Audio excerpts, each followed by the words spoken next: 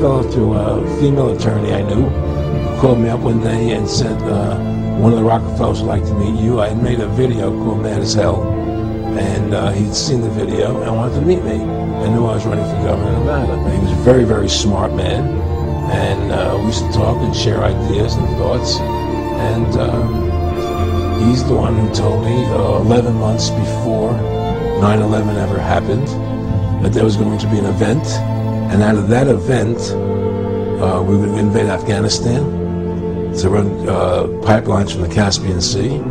We were going to invade Iraq, you know, to take over the oil fields, establish a base in the Middle East, and make it all part of the New World Order. And we'd go after Chavez in Venezuela. And sure enough, later 9/11 happened.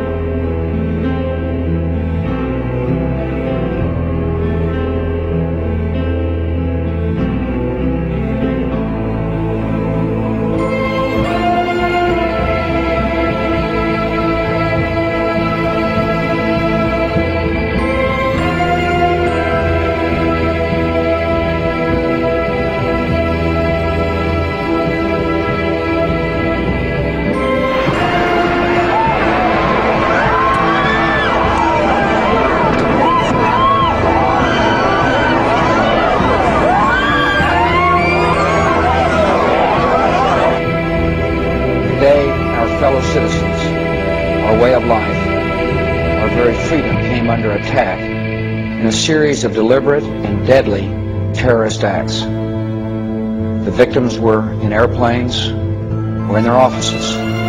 Secretaries, businessmen and women, military and federal workers, moms and dads.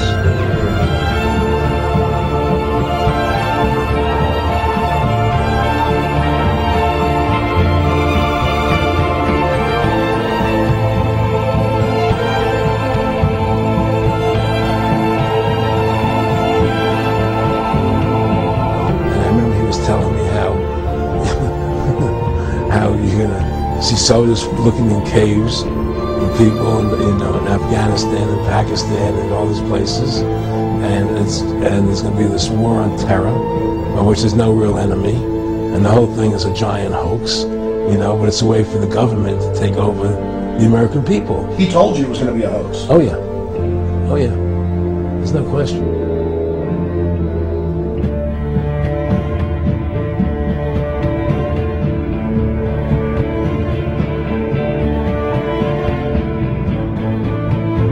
And you don't have to be a conspiracy theorist to wonder exactly what President George W. Bush knew about the attack, and when he knew it.